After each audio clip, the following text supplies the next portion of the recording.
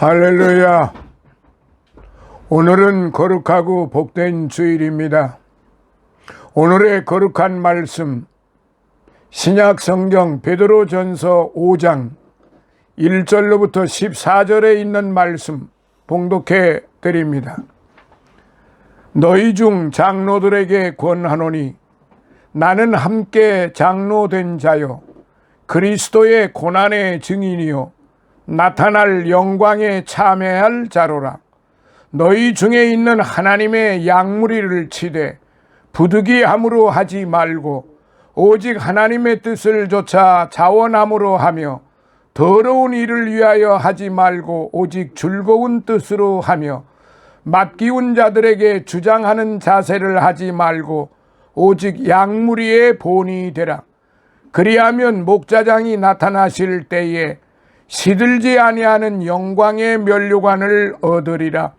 젊은 자들아 이와 같이 장로들에게 순복하고 다 서로 겸손으로 허리를 동이라. 하나님이 교만한 자를 대적하시되 겸손한 자들에게는 은혜를 주시느니라. 그러므로 하나님의 능하신 손 아래서 겸손하라. 때가 되면 너희를 높이시리라. 너희 염려를 다 주께 맡겨버리라. 이는 저가 너희를 권고하심이니라. 근신하라 깨어라. 너희 대적 마귀가 우는 사자같이 두루 다니며 삼킬 자를 찾나니 너희는 믿음을 굳게 하여 저를 대적하라. 이는 세상에 있는 너희 형제들도 동일한 고난을 당하는 줄을 알미니라. 모든 은혜의 하나님 곧 그리스도 안에서 너희를 부르사 자기의 영원한 영광에 들어가게 하시니가 잠깐 고난을 받은 너희를 친히 온전케 하시며 굳게 하시며 강하게 하시며 털을 견고케 하시리라. 권력이 세세무궁토록 그에게 있을지어다. 아멘. 내가 신실한 형제로 아는 실루 안으로 말미암아 너희에게 간단히 써서 권하고 이것이 하나님의 참된 은혜임을 증거하노니 너희는 이 은혜에 굳게 서라. 함께 택하심을 받은 바벨론에 있는 교회가 너희에게 문안하고 내 아들 마가도 그리하느니라. 너희는 사랑의 입맞춤으로 피차 문안하라. 그리스도 안에 있는 너희 모든 이에게 평강이 있을지어다. 아멘. 할렐루야. 오늘은 거룩하고 복된 주일입니다. 이제 가을 바람이 선선하게 불어오고 있는 때입니다. 모두 환절기에 건강 감기 조심하시고 아직도 코로나가 계속 성행하고 있으니 매우 조심하시기 바랍니다. 특히 고령자 되시는 분들은 더더욱 조심을 하셔야 될 것입니다. 오늘의 말씀 베드로전서 5장 1절로부터 14절에 있는 말씀을 통해서 마귀를 구별하는 성도가 되자. 마귀를 구별하는 성도가 되자라는 그러한 말씀이 되겠습니다. 편지의 마지막 장이죠. 베드로전서 5장에 베드로는 결론적인 권면을 하는데요. 먼저 장로와 일반 성도들에게 권면을 합니다. 장로는 오직 하나님의 선하신 뜻에 따라 양무리를 잘 돌보아야 한다고 그렇게 말합니다. 젊은이들은 장로에게 복종과 겸손을 보이라고 또한 가르칩니다. 그런 후에 교회의 각 성도가 악한 마귀와의 영적 전투를 맞아 대처하는 방법을 제시하고 있습니다. 곧 근신하고 깨어 있으라는 것이지요. 그 다음에 마지막 부분은 12절로부터 14절 문안과 축도로서 편지를 마무리하고 있습니다. 한편 사랑의 입맞춤은 평강을 기원하는 뜻으로 성도 간에 사랑을 표현하는 초대 교회의 인사이기도 합니다. 그래서 오늘 마귀를 구별하는 성도가 되자 오늘의 말씀 중에 요절은 5장 8절에 있는 말씀, 근신하라 깨어라 너희 대적 마귀가 우는 사자같이 두루 다니며 삼킬 자를 찾느니라 라고 그렇게 기록이 되어 있는데 오늘의 말씀의 요절이 되겠어요. 삶의 근신과 믿음의 각성을 위해 베드로는 마귀 곧 사탄을 배고픈 사자에 비유하고 있습니다. 왜 그랬을까요? 밀림지대의 사자를 관찰해 보면 그 사실을 확실히 깨닫게 되는데요. 배고픈 사자에게 있어서 한 가지 일념은 오직 먹잇감을 찾는 것이에요. 사단의 목적 역시 무엇인가 하니 사람들의 영혼을 사냥하는 거예요. 사람들의 영혼을 사냥해야만 사단이 배부르는 겁니다. 하지만 그런 일을 계획 없이 시도하지 않는다는 것 사실입니다. 한 번 노린 먹잇감을 절대로 놓치지 않는다는 사실이에요. 사전에 철저하게 계획하고 준비한다는 것입니다. 사단은 이렇게 정신을 차리고 사전에 먹잇감을 위하여 그것도 사람의 영혼을 먹잇감으로 탈취하기 위해서 온갖 가진 괴계를 다 쓰고 있다는 사실입니다. 밀림의 수풀에 숨어 먹잇감을 노리는 사자를 보래요. 소리 없이 다가가는 발자취, 먹잇감에서 잠시도 시선을 떼지 않는 눈, 가까이에서도 눈치챌 수 없는 은밀한 잠복, 덮칠 때를 노리는 끈질긴 기다림, 그러다가 마침내 행동을 개시할 때 그 신속성은 총알같이 빠르고 놀랍습니다. 순식간에 먹잇감을 향해 달려들어 그것을 덮치고 물어 찢어 밝힌다는 말입니다. 그런 것이 바로 사단입니다. 그런 사단이 오늘 나의 영혼을 덮치기 위하여 숨어서 노리고 있다는 사실을 한번 생각을 해보세요. 얼마나 무서운 일이고 얼마나 경악할 일입니까? 이때 근신하여 깨어 있어야 된다는 사실을 이 베드로 사도가 그렇게 지금 가르치고 있는 겁니다. 베드로가 누구입니까? 베드로는 예수님의 12 제자 가운데 가장 열렬한 그런 사도 제자였습니다.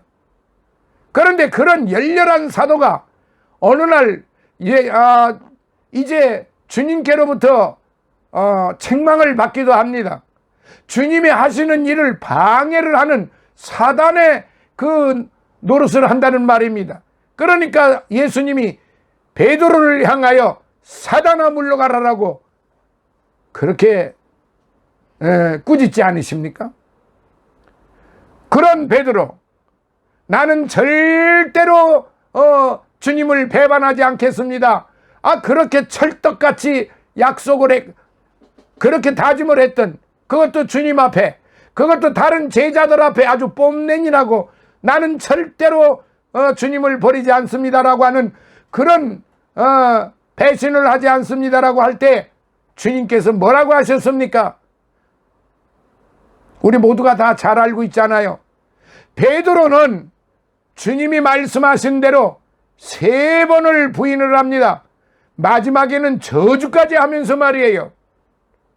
그런 베드로가 이 사단의 괴계를 얼마나 깨달았으면은, 그런 베드로가, 그런 나약한 베드로, 자기만을 아는 베드로, 사람들 앞에, 자기 제자들 앞에 뽐내기를 원했던 그런 베드로, 주님 앞에 철떡같이 배반하지 않겠다고 약속을 했던 그 베드로, 그런 베드로가 사단의 꾀임에 빠져서 이렇게 저주까지 하면서 3번씩이나 부인을 하고 도망을 가버리고 말았습니다.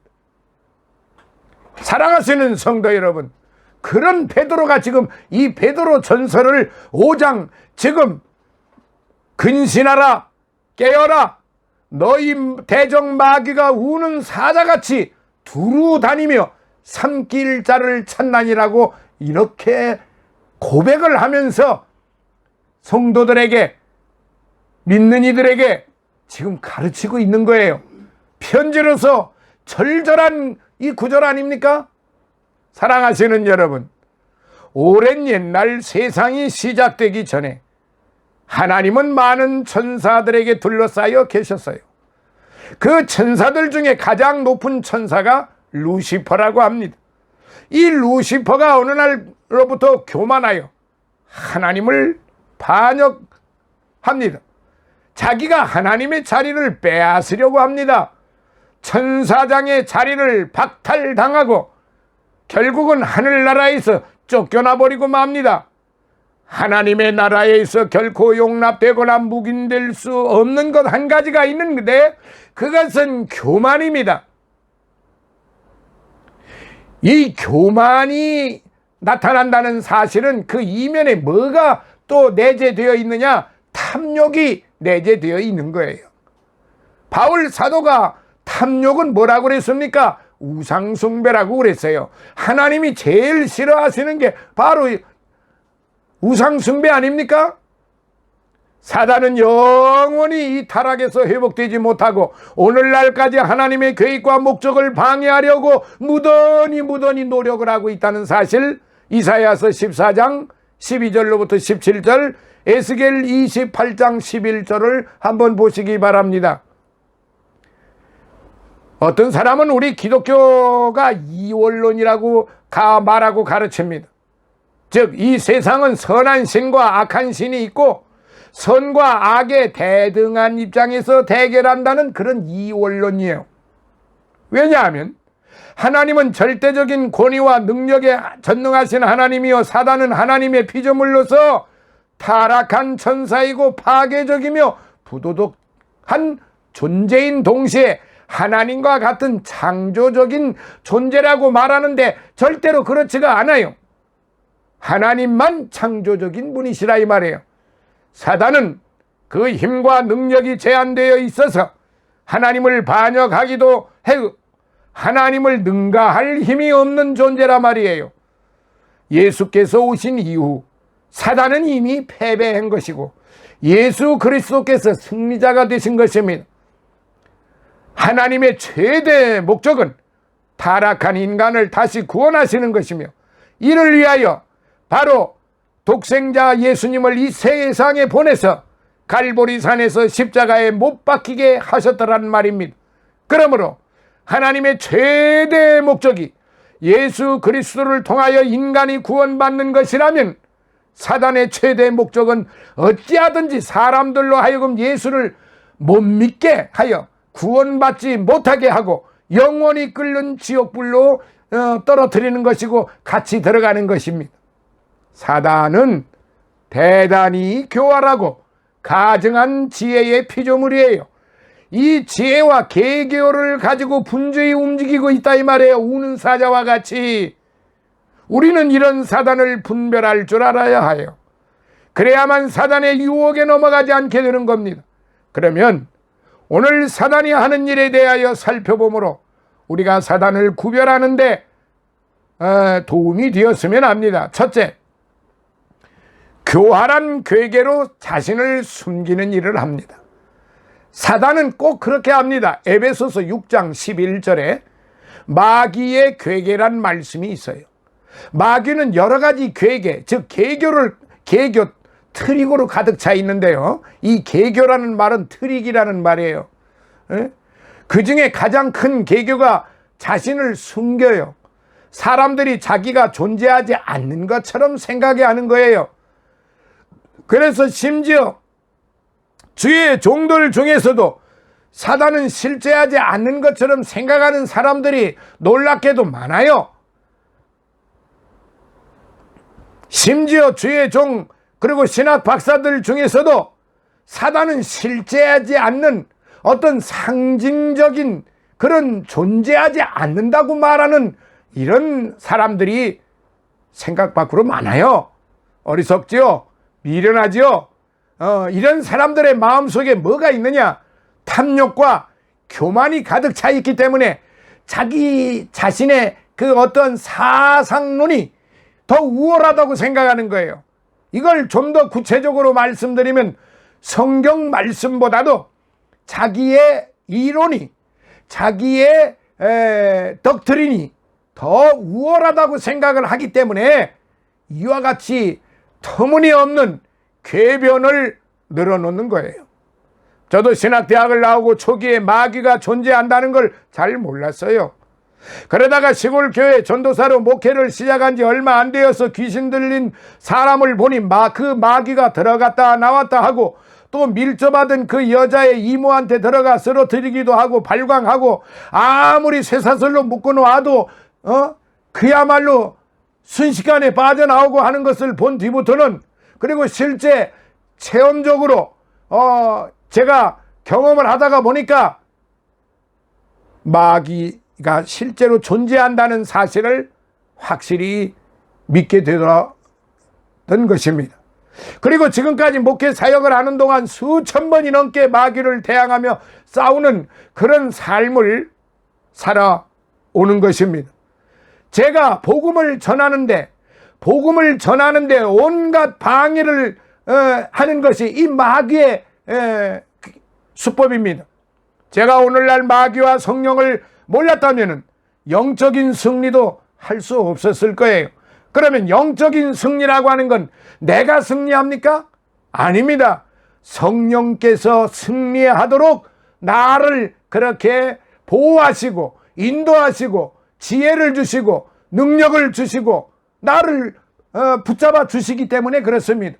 그러니까 내가 존귀한 게 아니라 성령이 나를 존귀하게 만들어 놓으시고 나를 보배롭게 만들으시고 거룩하게 만들어 놓으시는 겁니다. 성령께서 나를 도우신다 이 말이에요. 보혜사 성령께서.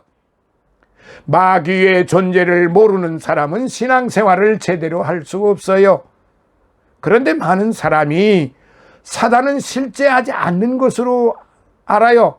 왜냐하면 사단은 교활해서 자신을 사람들에게서 잘 숨기기 때문에 그래요. 현대 만화가들은 사단의 존재를 농담거리로 만들어서 사단을 그릴 때 붉은 옷을 입고 긴 꼬리를 가지고 손에 큰 갈고리를 가지고 머리에 두 뿔이 달려 있고 피를 줄줄 흘리며 때로는 긴 장창을 가지고 그렇게 괴물로 그려 놓아요. 그러나 마귀는 그런 흉측한 모양으로만 나타나는 게 아니에요. 아름답고 빛나는 옷을 입고 위장하고 나타나는 경우가 대부분이에요. 그래서 본문에 사단은 우는 사자 같다고 했으므로 우리는 또한 그것을 무서워해야 합니다. 마귀는 뱀이고 속이는 자고 악한 자고 용이라고 했으므로 스스로 자신들을 위해서 피해야 합니다. 마귀는 비록 아름답고 빛나는 옷을 입었을지라도 그 속은 악한 마귀가 숨어 있으므로 여기에 속지 말고 대적하여 물리쳐야 합니다. 사단은 교활해요. 사람들이 자기의 존재를 믿지 못하게 합니다. 그래서 온갖 문화적으로 침투합니다. 정치적으로 침투합니다. 사업적으로 기업적으로 침투합니다. 무슨 예술이라고 하면서 침투합니다. 온갖 폭력이 난무하는 것이 그게 예술로 승화가 되어버리고 맙니다.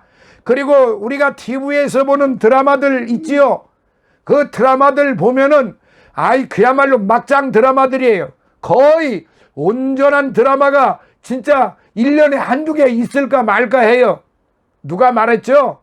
드라마는 허구라고. 그런데 아무리 허구라 할지라도 이런 것이 1년 365일 동안 끊임없이 이렇게 보여지고 있다 이 말이에요. 그런데 그거에 매몰되어 가지고 그걸 꼭 보게 되어 있어요. 안 보면 안 되게 되어 있어요. 저도 때로는 봅니다. 거기에 끌려가기 때문에 봅니다. 그런데 우리가 성경 말씀에 끌려갑니까? 우리가 하나님의 능력에 끌려갑니까? 우리가 성령의 이끌림을 받아서 가야 되지 않겠어요? 그런데 우리는 성령의 이끌림을 받아서 가려고 하는 것보다는 이런 세상의 이런 허구의 그런 것에 이끌려가는 게 대부분이라 이 말이죠. 이게 바로 오늘 우리 인간 삶의 모습이에요. 왜냐? 사단은 교활해 가지고 우리를 그렇게 꼬드기고 우리가 거기에 섞여서 우리가 거기에 놀아나기를 원하는 거예요. 그러면 우리는 사단의 계획된 괴계에 우리가 놀아나는 꼴이 되지 않습니까? 사랑하시는 성도 여러분, 두 번째, 죄악을 아름다운 것으로 위장합니다. 하나님은 죄를 미워하시고 가증히 여기셔요. 그런데 사단이 하는 일은 죄를 아름답게 위장하는 일이에요. 에덴 동산에서 하와는 아름다운 환경에서 부러운 것이 없이 살았어요. 사단은 하와를 꼬여서 죄를 아름답게 만들어서 하나님을 반역하고 죄를 짓게 했어요. 다른 맛있는 열매가 많이 있는데도 하필이면 하나님이 그 맛있는 선악과를 따먹게 만들었어요. 그런데 그 선악과의 나무 열매가 보니까 먹음직도 하고 보암직도 하고 지혜롭게 할 만큼 탐스럽게도 보이게 해서 결국 죄를 범하고 하나님을 반역하게 만들었다는 사실입니다. 사랑하시는 성도 여러분, 오늘 우리가 우리의 삶 속에서 바로 먹음직도 하고 보암직도 하고 지혜롭게 할 만큼 탐스럽게 보이는 것들이 우리 생활 전반에 걸쳐서 우리 사회 전반에 걸쳐서 정치적으로 교육적으로 문화적으로 없는 데가 없이 그야말로 모래알같이 가득가득 차 있다는 사실이에요. 이런 속에서 우리가 어찌 온전하게 신앙생활을 믿음의 생활을 할 수 있습니까? 우리로서는 도저히 못해요. 안 돼요. 할 수 없어요.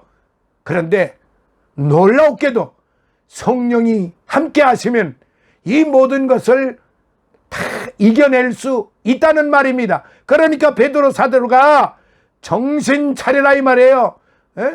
베드로 사도가 바로 그거를 지금 우리에게 가르쳐 준 거예요. 근신하라, 깨어라. 너희 대적 마귀가 우는 사자같이 두루 다니며 삼킬 자를 찾는다. 정신 차려라 이 말이에요. 사랑하시는 성도 여러분, 오늘의 이 말씀을 우리가 가슴 속에 위장한 그야말로 죄악된 것을 가장 아름다운 예술로 승화시켜서 위장해가지고 우리에게 다가온다는 사실이에요. 마귀는 처음에는 좋은 것을 보여줘요. 유혹해놓고 나중에는 제일 나쁜 결과를 가져다 줍니다. 죄를 아름답고 달콤하게 만들어줍니다.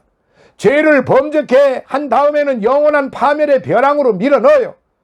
술과 마약에 중독된 사람들이 처음에는 다 몽롱하고 붕붕 뜨는 것 같은 좋은 기분이 들어서 먹기 시작하다가 나중에는 완전히 마귀의 울무에 빠져서 헤어나지 못하게 됩니다. 예술을 하다가 인기를 얻다가 인기가 떨어지니까 어떤 사람은 그걸 견디지를 못해서 자살해버리고 맙니다. 그런 경우가 지금 한두 건이 아니잖아요. 그게 누가 그렇겠습니까? 그 본인이 했다고 생각을 합니까? 아닙니다.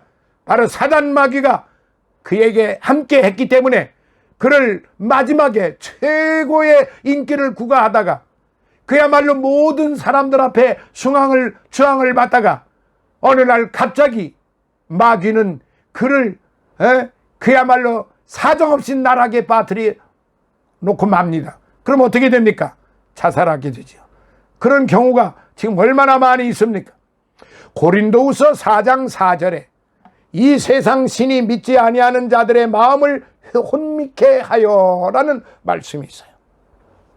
사랑하시는 여러분, 이 말씀을 마음속에 깊이 새겨주시기를 바랍니다. 휘황찬란한 거리는 마귀의 거리예요. 눈을 들어 우리 교회를 보십시오. 진정한 아름다움은 하나님의 몸된 교회에 있습니다. 교회 빌딩에 있다는 거 아니에요. 교회 건물에 있다는 게 아니에요. 예수 그리스도인들 안에 있다는 말이에요. 구원받은 성도들 안에 있다는 말이에요. 주님께로부터 구원받고 영생을 얻은 그러한 성도 교회 안에 있다는 말이지, 호황찬란하게 만들어 오는 빌딩 교회 안에 있다는 게 아니에요.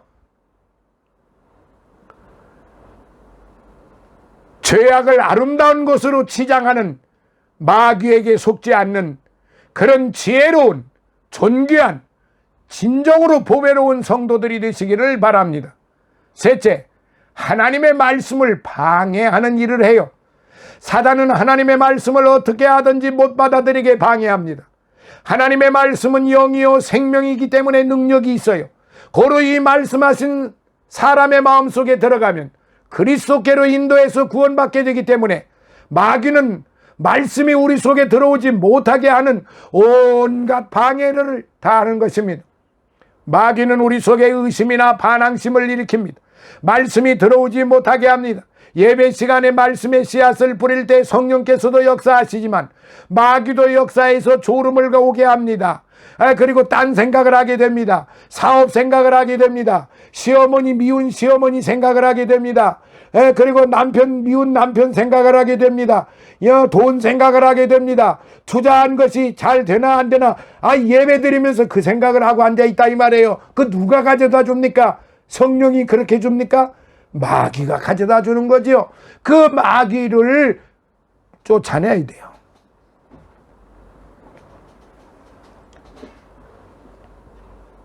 우리는 말씀을 받을 때 아멘으로 받고 감사함으로 받고 순종하는 마음으로 받아야 합니다. 그래서 시편 1편 복 있는 자는 주야로 그 말씀을 묵상하는 자로다라고 기록이 되어 있습니다.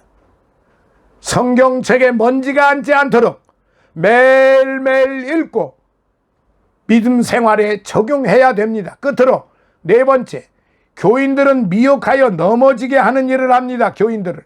사단은 여러 가지 모양으로 그리스도인들을, 성도들을 실족하게 만듭니다. 불신자들을 그리스도께 접촉하지 못하게 만듭니다. 교회 다니다가도 하찮은 일에 섭섭한 마음이 들게 해서 교회를 못 나오게 만들고, 우리 신자들을 미혹하게 하여 본이 되지 못해서 불신자들에게 손가락질을 받게 만듭니다. 이 모든 오해와 곡해는 바로 사단 마귀가 가져다 주는 거예요. 마귀는 우리를 미혹해 하려 하여 실족하게 만드는 것이 최대의 목적입니다. 논에는 벼만 자라는 것이 아니라 가라지도 함께 자랍니다. 우리 마음속도 마찬가지예요. 우리는 예수님께서 가라지를 뽑아다가 영원히 꺼지지 않고 불에 던지신 것처럼 우리도 사단을 구별하여 내 마음속에서 쫓아내어야 합니다.